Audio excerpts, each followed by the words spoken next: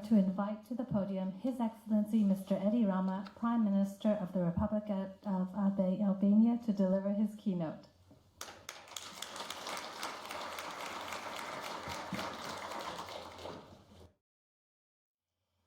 Distinguished rector, Nderuar rektor, profesor Marvala, dear excellencies, të nderuar shkëlqësi, ambasador Pake, i dashur Jean-Eric, zonja dhe zotrinj dhe të dashur student. it is a true pleasure to be Është kënaqësi e vërtet që gjendem sot këtu at the United Nations në University, Universitetin a city e Kombeve të Bashkuara në Tokyo, një qytet i cili mishëron Europe, diçka që Europa, Azia dhe bota në të vërtet kanë nevojë më shumë se kur. memory, Aftësinë për të kombinuar kujtesën me inovacionin, traditën me transformimin, with ambition, durimin me ambicien, and yes, sovereignty Dhe po. with multilateralism. sovranitetin me rendin shumë palësh. Country Unë bi nga një vend që për dekada të tëra njihej si Koreja e Veriut e Europës, një vend izoluar nga jeta e këtij planeti, që pretendonte se s'kishte lindje e perëndim, por vetëm Shqipëria kundër botës, një vend ku shteti bëri të pamundurën not only për të izoluar jo vetëm kufit, por edhe mendjet. we had no friends except one. Nuk kishim fronte të tjera përveç njërit, Kinën e Maos dhe urrëtitjen e revolucionit kulturor. Fryma e errët e revolucionit kaloi kontinentin dhe gjeti stre në tokën tonë. Intelektualët u shndruan në objektiva. Mendimi i lirë u shndrua në herezi dhe e shkuara u bë diçka për t'u azgjësuar, ndërkohë që ardhmja u shndrua në një burg i maskuar si një strep. Në fakt, është historia që ndodh kur zëvendësohet arsyeja dhe kur izolimi zëvendëson bashkëpunimin. Ja pse kur komunizmi ra, shqiptarët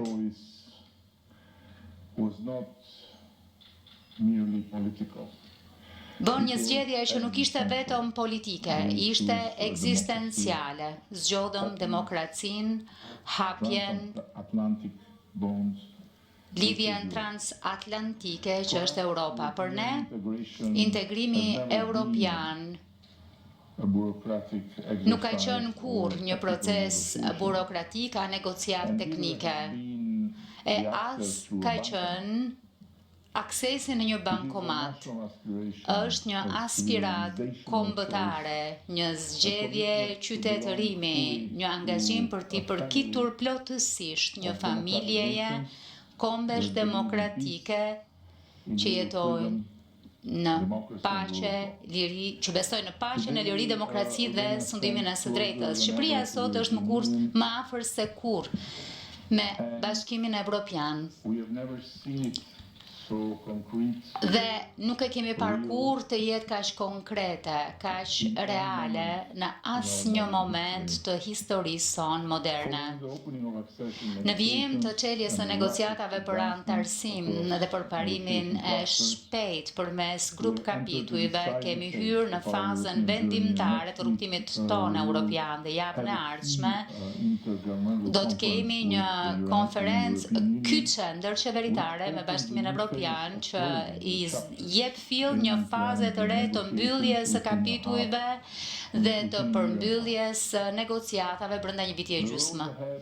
Rruga përpara mbetet shumë kërkuese, tejet sfiduese, por kur nuk kemi qenë më të vendosur dhe kur madje as kemi imagjinuar e jo më të mendojmë një plan B përveç Bashkimit Evropian, sepse jemi të bindur që nuk ka plan B përkundrejt lirisë, nuk ka plan B kundrejt shtetit të së drejtës, se nuk ka plan B kundrejt demokracisë. And joining the European Union, Antarësimi në Bashkimin Evropian është pikërisht entering an organization, kjo, nuk ka të bëjë me hyrje në një organizat, transforming the por society ka të from bëjë me within, transformimin e shoqërisë nga brenda, ndërtimin e institucioneve që s'kemi patur kur, forcimin e shtetit të së drejtës,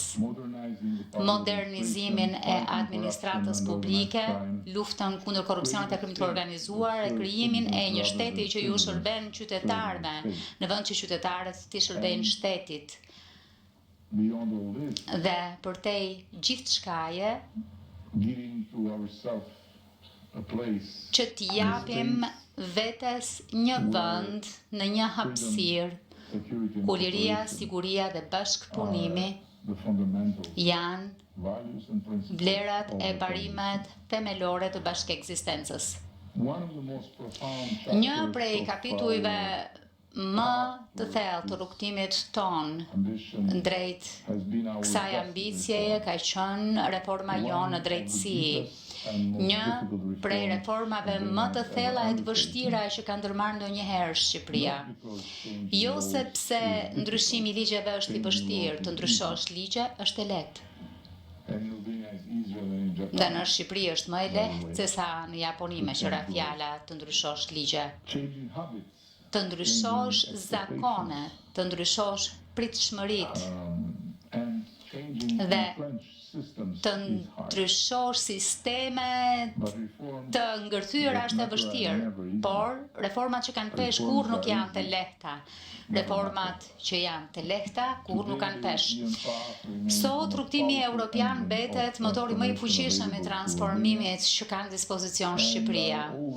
Dhe unë gjithmonë e përsëris se ajo çfarë bën Shqipërinë të ketë një shans shumë real dhe jo vetëm Shqipëria, por edhe Ballkani Perëndimor, krahasuar me Afganistanin, krahasuar me Irakun, krahasuar me vende të tjera, ku premtimi i perëndimit kolektiv ishte të sillte liri e demokraci, por rezultati nuk ishte i tillë, është pikërisht ndryshimi midis të pasurit ose jo të Bashkimit Evropian si destinacion e si një bashkëudhëtar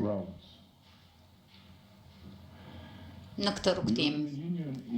Bashkimi Evropian është burimi më jashtëzakonshëm i dijes për shtet ndërtimin që ka krijuar ndonjëherë njerëzimi. Dhe transferimi i kësaj dije është ajo çfarë ata bëjnë më mirë. Agresioni rus kundër Ukrainës i kujtoi Europës diçka që për fat të keq shumë kishin nisur ta merrnin të mirëqen, sepse për herë të parë në historinë e vet, Europa pati një brez që nuk pa asnjë luftë. Kështu që vetë kënaqësia u bë pjesë e mënyrës së jetesës në Bashkimin Evropian, ku paqja në një farë mënyre merrej si e mirëqen dhe e vetëqëndrueshme, ku demokracia shihej si e pakthyeshme dhe siguria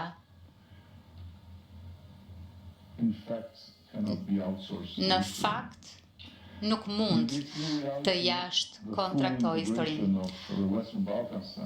Në këtë kuadër, integrimi i plotë i Ballkanit Perëndimor dhe i Shqipërisë në këtë rast në BE nuk është thjesht një kërkesë e jona apo kërkesë e rajonit, është nevojë strategjike edhe për vetë Europën, sepse ardhmja e Europës nuk mund të jetë e plotë, ndërkohë që një rajon rrethuar tërësisht nga Bashkimi Evropian që në kufi të mbetet jashtë arkitekturës politike të Bashkimit Evropian. Shqipëria ka dëshmuar që jo vetëm është partnere e qëndrueshme dhe besueshme, por edhe që e do kaq shumë Bashkimin Evropian që asgjë nuk ja ndryshon mendje. Ne duam të martohemi, këmbgulim, ne do të martohemi. We are fully aligned with European Jemi foreign and security plotësisht policy. të linjëzuar me politikën e jashtme të sigurisë së Bashkimit Evropian. Jemi një aleat i përkushtuar i NATO-s.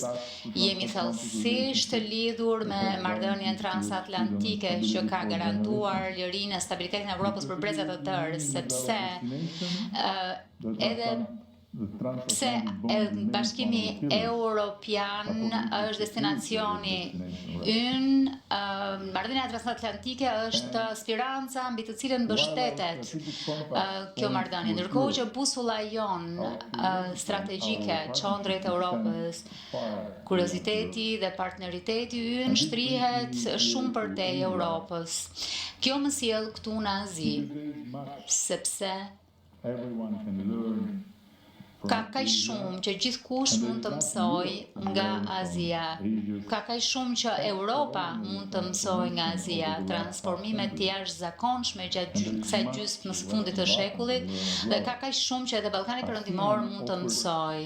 ASEAN-i ofron një mësim veçanërisht të çmuar. Antarët e organizatës kanë një origjinë, sisteme politike, kulturë, histori shumë të ndryshme, por kanë kuptuar diçka thellësisht të rëndësishme. Bashkëpunimi nuk kërkon uniformitet. Marrëdhëniet miqësore nuk kërkojnë të jesh njësoj.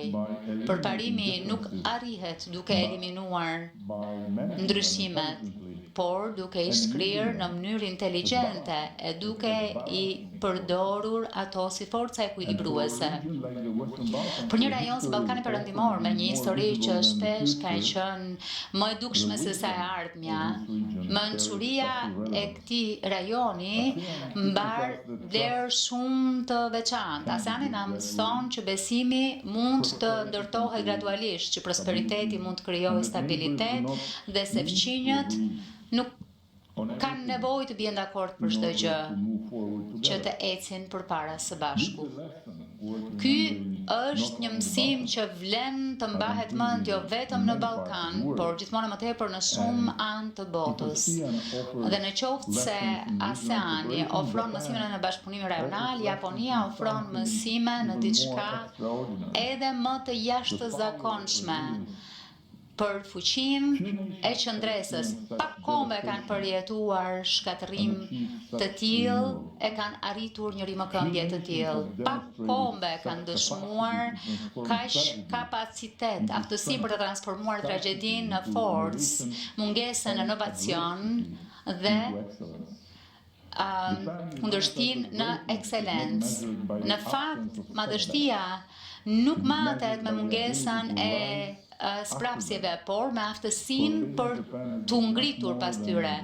Për Shqipërinë, Japonia ka qenë shumë më tepër se sa vetëm një partner zhvillimor, ka qenë një mik i besuar dhe dua të sjell në kujdes këtu që në vijim të tërmetit shkatërrues të 2019-s, Japonia qëndroi krah nesh dhe kurrë nuk do ta harrojmë këtë gjë.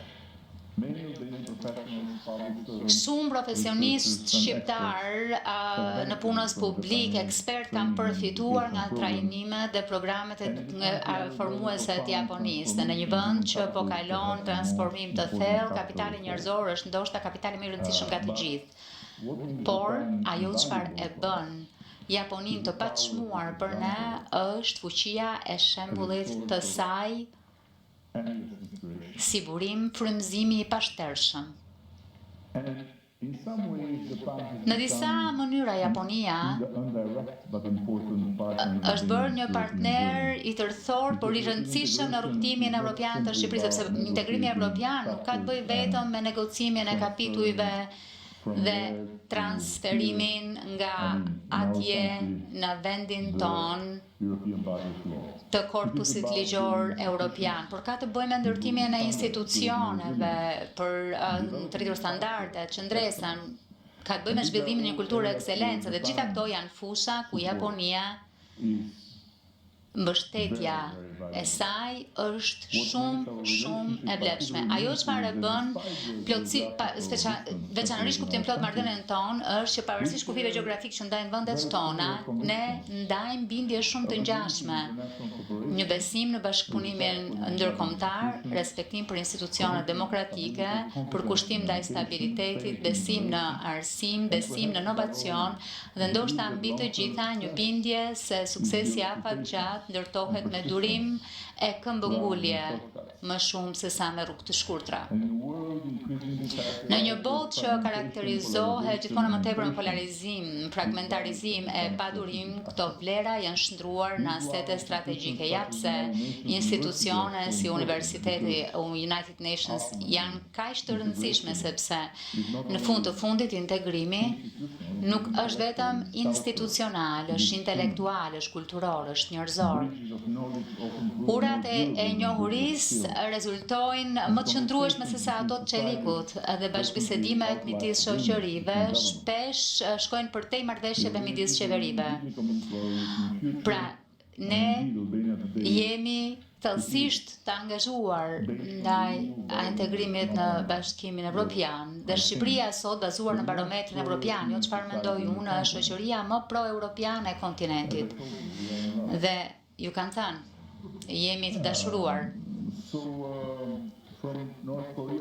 Kështu që nga Koreja e Veriut e Europës në një vend kandidat për NBE dhe aleat i NATO-s në harkun e një jetë e tjetuar është diçka mjaft e rëndësishme. Dhe nga hijet e revolucionit kulturor të vlerat e Europës demokratike, nga një vend që dikur i trembej botës në një vend të vendosur për të kontribuar për botën, është vërtet diçka. E ky rrugtim na ka mësuar diçka të thjeshtë, shumë të thjeshtë, por të rëndësishme. Historia mund të formësoj një komb, por nuk duhet të përkufizoj fatin e tij. Dhe Japonia është ndoshta shembulli më i shkëlqyer i kësaj. Isha mjaft i vetëdijshëm që